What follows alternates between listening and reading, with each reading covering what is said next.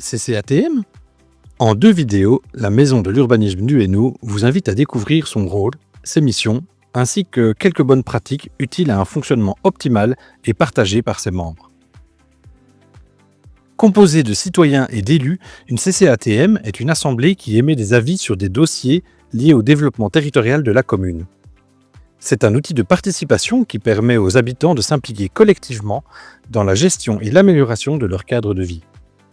Il est également utile aux élus communaux qui peuvent ainsi recueillir l'avis de leurs concitoyens sur des projets territoriaux, privés ou publics.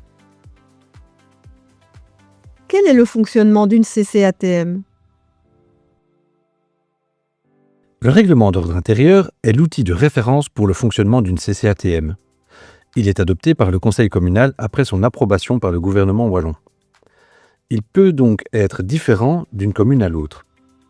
Néanmoins, il doit respecter certaines dispositions légales imposées par le Code de développement territorial et peut s'inspirer d'un modèle type fourni par la région. La commission ne peut délibérer qu'en présence de la majorité des membres ayant le droit de vote, c'est-à-dire le président et les membres effectifs.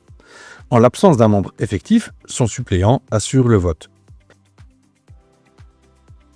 L'avis concernant un dossier peut être obtenu par consensus des membres. En cas de désaccord, le vote est obligatoire. Il peut se faire à la main levée ou par bulletin secret. Le vote est alors acquis à la majorité simple des votants. En cas d'égalité des voix, celle du président est prépondérante. Les réunions de la commission peuvent avoir lieu en présentiel ou en visioconférence. La commune doit alors être garante de la non-exclusion numérique.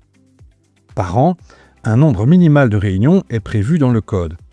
4 réunions sont obligatoires pour une commission de 8 membres, 6 pour une commission de 12 et 8 pour une commission de 16 membres.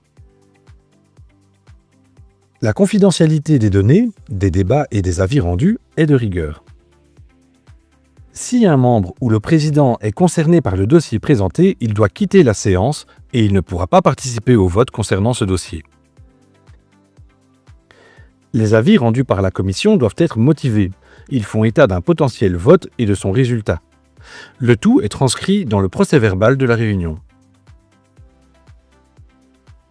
Après sa prise de décision concernant un dossier soumis à l'avis de la CCATM, l'autorité communale en informe la commission et en assure la publicité.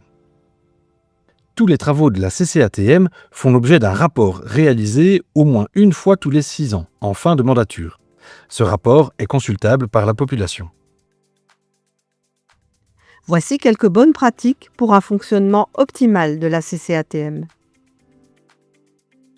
Collaboration, respect mutuel et transparence sont des ingrédients indispensables et chacun dans sa fonction doit s'impliquer pour y parvenir. Vous êtes membre de la CCATM. Avant toute chose, soyez présent aux réunions et impliquez-vous dans les débats. Privilégiez l'intérêt collectif pour un meilleur cadre de vie et ne défendez pas un point de vue personnel.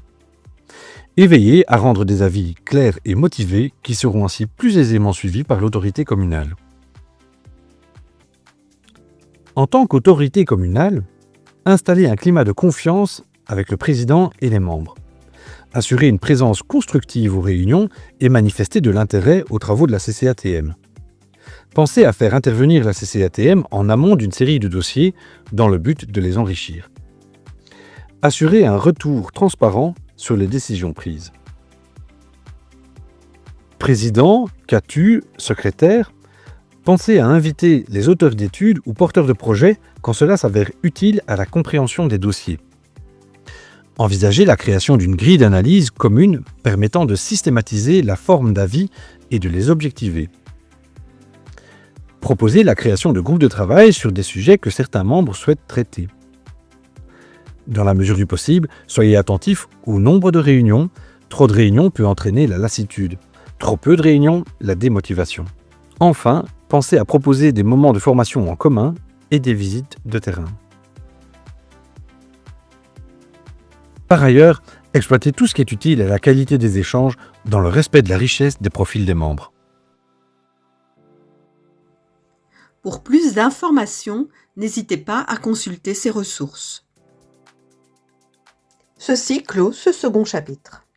Merci pour votre attention.